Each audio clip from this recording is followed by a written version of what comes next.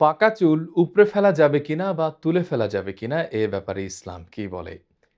এ বিষয়ে রাসূল সাল্লাল্লাহু আলাইহি ওয়া আলিহি ওয়াসাল্লাম থেকে অনেকগুলি হাদিস বর্ণিত হয়েছে। তার ভেতরে অন্যতম একটি হাদিস হলো সহিহ সুনান আবু দাউদের 4202 নম্বর হাদিস। হযরতে আমর বিন শুআইব রাদিয়াল্লাহু আনহু থেকে বর্ণিত, তিনি বলেন, রাসূল সাল্লাল্লাহু আলাইহি ওয়া আলিহি ওয়াসাল্লাম ইরশাদ করেছেন, লা তানতিফু শাইব মা মিন মুসলিমিন ইয়াশিবু শাইবাতান ফিল ইসলাম ইল্লা কানাত লাহু নূরান ইয়াউমাল কিয়ামা।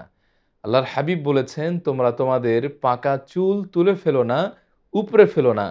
ওয়ালটন আবারও মিলিনিয়ার অফারে ওয়ালটন ফ্রিজ কিনে আপনিও হয়ে যেতে পারেন মিলিয়নিয়ার।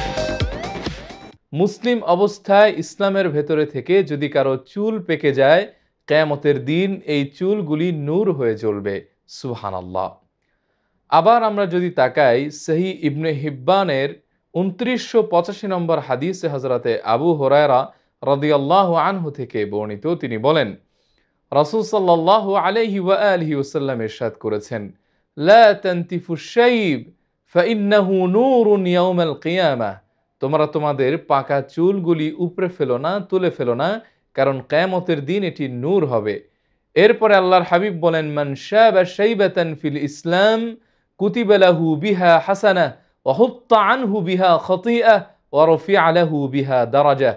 মুসলিম অবস্থায় যদি কোনো ব্যক্তির একটি চুলও পাকে, এ কারণে আল্লাহ সুবহানাহু ওয়া তাআলা তার আমলনামায় একটি সওয়াব লিখবেন, তার একটি গুনাহ আল্লাহ সুবহানাহু ওয়া তাআলা মোচন করে দিবেন এবং তার একটি সম্মান একটি পাকা চুলের কারণে আল্লাহ তাআলা বর্ধিত করে দিবেন। সুবহানাল্লাহ। কি ফজিলত দেখুন! একটি পাকা চুলের বিনিময়ে একটি গুনাহ মাফ হবে, একটি আমলনামায় সওয়াব যুক্ত হবে এবং আল্লাহ তাআলা একটি করে মর্যাদা বাড়িয়ে দিবেন। সাইয়েদনা ইব্রাহিম আলাইহিস সালাতু ওয়াস সালাম হচ্ছেন সেই ব্যক্তি, এই পৃথিবীতে সর্বপ্রথম চুল পেকেছিল তার। তিনি আল্লাহ তাআলাকে বললেন, ইয়া আল্লাহ, সবার তো চুলগুলি কাঁচা, কিন্তু আমারটা পাকলো কেন? আল্লাহ তাআলা বললেন, ইব্রাহিম, এর দ্বারা আমি তোমার মর্যাদাকে আরো এক ধাপ বাড়িয়ে দিলাম। সুবহানাল্লাহ।